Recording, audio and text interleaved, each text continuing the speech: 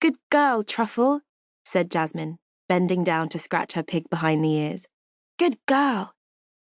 Jasmine and her best friend Tom were walking Truffle around the edge of the biggest field on Oak Tree Farm, checking Jasmine's dad's flock of Southdown sheep. It was a lovely warm March morning.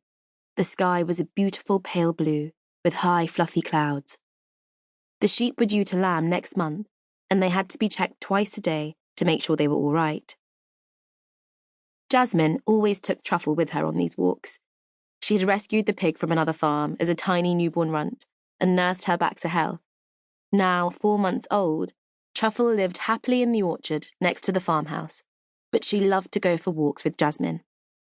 That sheep stuck, said Tom, pointing toward the bottom of the field.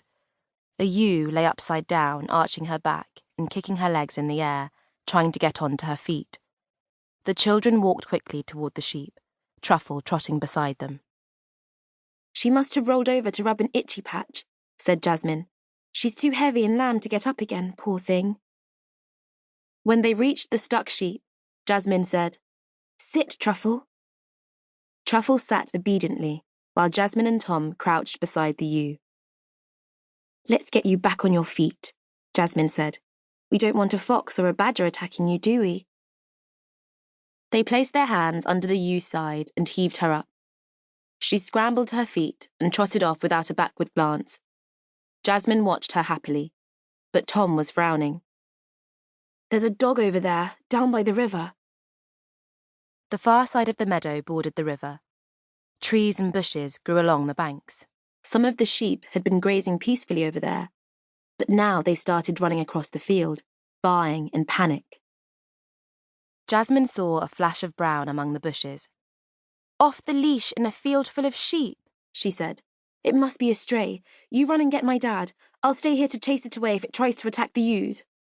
Ugh, said Tom. Look, I bet it's hers. A girl in purple boots and a black coat with a fur-trimmed hood was walking along the public footpath that ran across the fields by the river.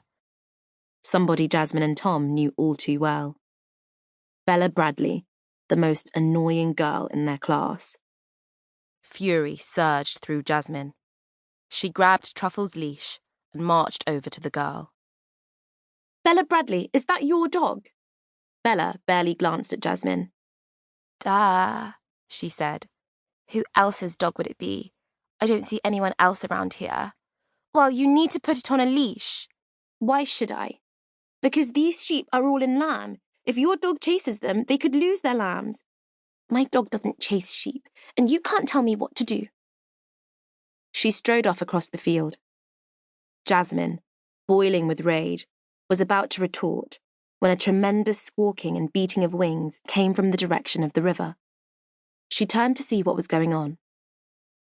Bella's terrier shot out from the bushes. In its mouth was a duck, flapping its wings and quacking frantically. Hey! Shouted Jasmine. Put that down! She and Tom raced across the field after the dog, the duck clamped in its jaws. Tom picked up a clod of earth and hurled it at the terrier, but it missed. When it reached the hedge, the dog dropped the duck and squeezed into the hedgerow. Jasmine and Tom fell to their knees beside the duck.